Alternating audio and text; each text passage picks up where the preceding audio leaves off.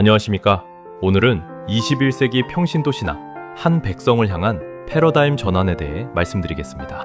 우리는 성직자 중심의 피라미드를 넘어 하나님의 모든 백성이 주체가 되는 총체적 신학으로 나아가는 여정에 여러분을 초대합니다. 이는 단순히 이론적인 변화가 아니라 우리의 신앙생활과 교회 공동체에 깊이 뿌리내린 사고방식을 근본적으로 재구성하는 일입니다.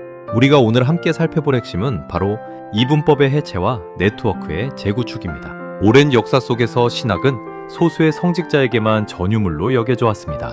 이로 인해 평신도는 사역의 주체가 아닌 그저 수동적인 소비자로 전락했고 삶과 신앙이 철저히 분리되는 경험을 해왔습니다. 이러한 성직자 평신도 이분법은 교회 내부의 위계와 구분을 당연시하며 평신도를 단순히 교회의 수동적인 구성원으로 간주하는 전통적 사고방식을 낳았습니다. 또한 클레리칼리즘, 즉 성직주의는 교회에서 성직자에게만 권위와 주도적 역할을 부여하고 평신도의 역할을 제한하거나 종속시키는 제도 전반을 의미합니다.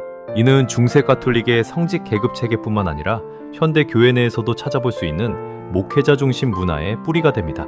그렇다면 평신도와 성직자라는 개념의 원래 의미는 무엇이었을까요? 먼저 라오스는 그리스어로 백성, 민족을 뜻하며 신약에서는 하나님께 속한 백성 전체를 가리킵니다. 출애굽기 19장 6절에서 이스라엘을 제사장 나라요 거룩한 백성이라고 묘사했듯이 신약의 교회 또한 모든 신자가 거룩한 한 백성을 이룬다는 개념의 뿌리가 됩니다. 평신도의 어원 또한 이 라오스에서 왔지만 후대에 성직자 아닌 사람으로 변질되어 버렸습니다. 신약의 교회에는 특정 계급이 아닌 오직 한 백성만 존재했던 것입니다. 다음으로 클레로스는 원래 제비 뽑기, 기업, 유산을 의미하며 신약 성경에서는 하나님께서 맡기신 목, 즉 성도가 받을 유업을 뜻했습니다. 이는 골로새서 1장 12절 등에서 확인할 수 있습니다. 교회사에서 후에 성직자를 일컫는 말로 쓰였지만 성경적으로는 모든 성도가 하나님의 기업을 이어받은 자라는 의미를 담고 있습니다. 베드로전서 2장 9절 말씀처럼 모든 신자에게 제사장적 신분과 사명이 주어졌음을 선포하며 만인 제사장직의 핵심 성구가 됩니다. 이 만인 제사장직이 바로 우리가 논하는 한 백성 신학의 성경적 토대가 됩니다. 이러한 배경 위에 총체적 신학을 향한 세 가지 패러다임 전환을 제안합니다. 첫째, 하나님의 온 백성의 신학입니다. 이는 기존의 신분적 계급, 즉 성직주의를 해체하고 모두가 사역자라는 인식을 지향합니다. 둘째, 하나님의 온 백성을 위한 신학입니다. 이는 현장과의 괴리가 있었던 비실천적 이론을 해체하고 삶을 변화시키는 일상신학을 지향합니다. 신학이 삶의 구체적인 영역과 깊이 연결되어야 한다는 뜻이죠. 마지막으로 하나님의 온 백성에 의한 신학입니다. 이는 신학이 소수학자들의 전유물이었던 독점적 구조를 해체하고 공동신학과를 통해 모든 성도가 함께 신학적 통찰을 나누는 것을 지향합니다. 이 세 가지 전환을 통해 우리는 진정으로 한 백성이 되는 길을 모색하고자 합니다. 첫 번째 패러다임 전환은 바로 온 백성의 신학입니다. 즉, 누구나 사역자다 라는 명제입니다. 과거 교회가 극장형 모델이었다면 이제는 유기적 네트워크 모델로 전환해야 합니다. 극장형 모델에서는 목회자나 교사가 무대 위에서 모든 사역을 담당하고 성도들은 객석에서 관람하는 형태였습니다. 하지만 진정한 신앙 공동체는 목회자가 성도를 준비시키는 역할을 통해 모든 성도가 각자의 삶의 자리에서 사역자가 되는 유기적 네트워크입니다. 만인 제사장직은 모든 신자가 그리스도를 통해 직접 하나님께 나아갈 수 있으며 제사장적 직분, 즉 중보와 봉헌의 역할을 수행하도록 부름받았다는 교리적 원리입니다. 에베소서 4장 11절에서 12절 말씀처럼 교회 직분자들은 성도들을 온전하게 하여 봉사의 일을 하게 하며 그리스도의 몸을 세우는 데 목적이 있습니다. 이 구절은 모든 성도가 사역자라는 원리를 강력하게 뒷받침하는 성경적 근거가 됩니다. 이어서 선교와 소명의 재정의가 필요합니다. 주일의 교회 활동에 국한된 것이 아니라 우리의 일상으로 확장되어야 합니다. 기존의 플러드 모델, 즉 교회가 선교 프로그램을 운영하는 방식에서 벗어나 하나님이 세상을 구원하시고 교회 전체가 그 흐름에 동참하는 비블리컬 모델로 나아가야 합니다. 이는 미시오 데이, 즉 하나님의 선교라는 개념과 연결됩니다. 선교의 주체는 하나님이시며 교회는 그분의 선교에 참여하는 도구입니다. 선교는 교회가 수행하는 여러 활동 중 하나가 아니라 하나님이 세상을 구원하시기 위해 보내신 백성으로서 교회의 존재 목적을 가리킵니다. 또한 보카티오 보케이쇼, 즉 소명은 전통적으로 성직자의 특별한 부름을 가리켰지만 종교개혁 이후 루터는 농부, 상인, 가정주부의 일까지도 하나님의 소명으로 보았습니다. 가정, 직장, 여가 등 우리의 모든 삶이 하나님 나라에 동참하는 거룩한 소명이 되는 것입니다. 20세기 신학자 레슬리 뉴비긴이 지적했듯이 서구 신학의 추상성과 교회의 현실 괴리를 넘어 신학은 본래 선교 현장과 삶 속에 깊이 관련되어야 합니다. 두 번째 패러다임 전환은 온 백성을 위한 신학입니다. 이는 삶의 현장을 섬기는 신학을 의미합니다. 기존의 신학이 신학교 안에서 교리적 지식 전달에만 치중한 순수 학문으로 존재했다면 이제는 현실의 삶, 즉 가정 갈등, 직장 윤리, 사회 정의와 같은 구체적인 문제들과 연결되어야 합니다. 신학의 궁극적 목표는 성도의 영적 성장과 삶의 성화이기 때문입니다. 삼위일체나 기독론과 같은 교리들이 우리의 직장 윤리와 어떻게 연결될 수 있는지 고민해야 합니다. 이 지점에서 일상신학이 중요하게 떠오릅니다. 일상신학은 신학의 초점을 일상의 삶과 신앙 실천에 두는 개념입니다. 교회 안의 활동이나 추상적인 교리만이 아니라 성도의 가정생활, 직업노동, 사회적 책임, 문화 참여 등 월요일의 신앙을 진지하게 성찰하고 신학화하는 접근입니다. 이는 신학과 삶의 간극을 줄이고 성도들의 삶 속에서 하나님을 발견하도록 돕습니다. 이러한 일상신학은 삶과 삶의 역동적 순환, 즉 다이내믹 루프를 통해 이루어집니다. 과거의 방식은 이론이나 교리를 먼저 학습하고 이를 삶에 적용하려는 선형적인 과정이었습니다. 하지만 성경적인 순환은 다릅니다. 이는 말씀에 대한 순종과 행동을 통해 진리의 깊은 깨달음으로 나아가는 과정이 끊임없이 반복되는 순환고리입니다. 요한복음 7장 17절에서 예수님은 사람이 하나님의 뜻을 행하려 하면 이 교훈이 하나님께로부터 온 것인지 또는 내가 스스로 말함인지 알리라고 말씀하셨습니다.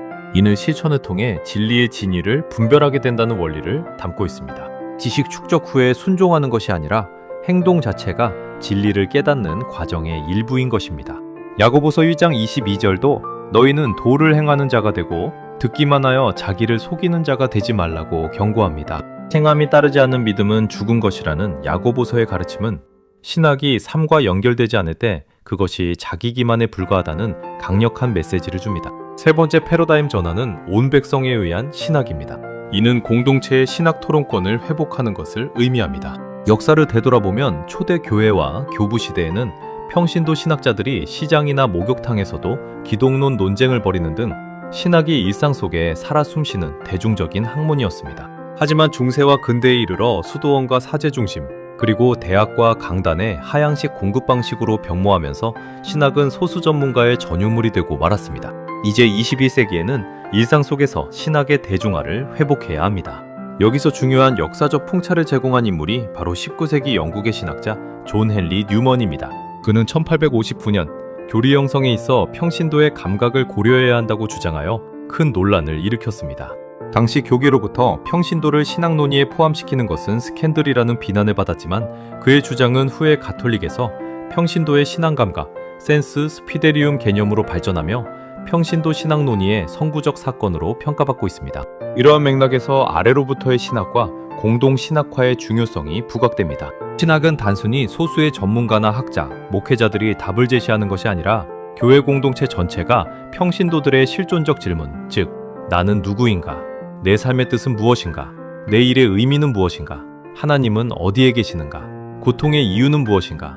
삶의 목적은 무엇인가? 와 같은 궁극적인 질문들을 함께 탐색하고 답을 찾아가는 과정입니다. 신학자들과 목회자들은 이러한 질문에 대한 성경적이고 역사적인 통찰을 제공하며 공동체를 돕고 평신도들은 삶의 현장에서 경험하는 실존적인 질문들을 가지고 신학적 대화에 참여함으로써 신학이 모두의 삶과 연결되는 살아있는 학문이 될 수 있습니다.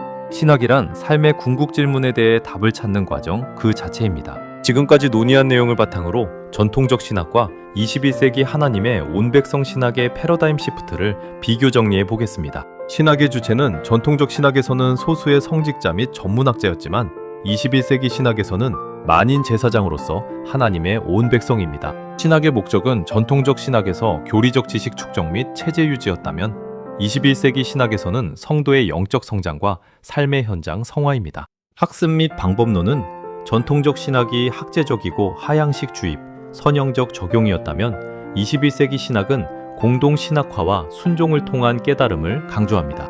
마지막으로 사역의 무대는 전통적 신학이 주일 중심의 예배당 내부였다면 21세기 신학은 월요일부터 토요일까지의 일상, 즉 세상 속 직업과 가정에서의 디아스포라적 삶입니다. 이 비교표를 통해 우리는 총체적 신학으로의 전환이 얼마나 포괄적이고 근본적인 변화를 요구하는지 알 수 있습니다. 이러한 패러다임 전환은 궁극적으로 총체적 교회론, 즉 토털 에클리지올로지의 시각화로 이어집니다. 교회 공동체의 삶은 마치 숨을 쉬는 것과 같습니다. 먼저 들숨은 주일 예배당에서의 모임을 의미합니다. 이곳에서 우리는 말씀과 성례를 통해 영적인 양식을 얻고 코이노니아, 즉 교제를 나누며 훈련을 통해 사역자로서 무장됩니다. 그리고 날숨은 월요일부터 토요일까지의 흩어짐, 즉 디아스포라적 삶을 의미합니다.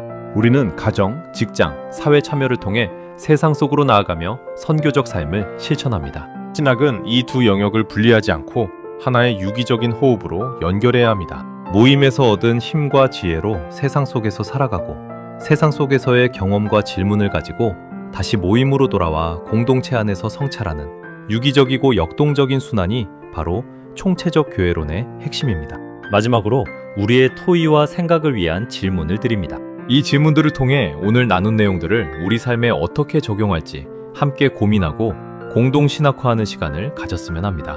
첫째로 문화 속의 신학에 대해 이야기해 봅시다. 영화, 복음성가, 찬송가, 소설, 예술품 등 우리의 일상문화에서 표출된 신학적 메시지에 대해 자유롭게 나누어 보십시오. 둘째는 평신도의 신학, 평신도를 위한 신학, 평신도에 의한 신학에 대해 평소 가지고 있던 실존적 의문이나 한계를 함께 나눠봅시다. 셋째로 마태복음 7장 21절에서 25절, 즉 행동하는 믿음과 반석위의 집에 대한 말씀을 묵상하고 순종함으로 아는 신학을 나의 삶에 어떻게 적용할지 구체적으로 생각해 보십시오. 주변의 동역자들과 함께 소통하며 더 깊은 통찰을 얻는 귀한 시간이 되기를 바랍니다. 감사합니다.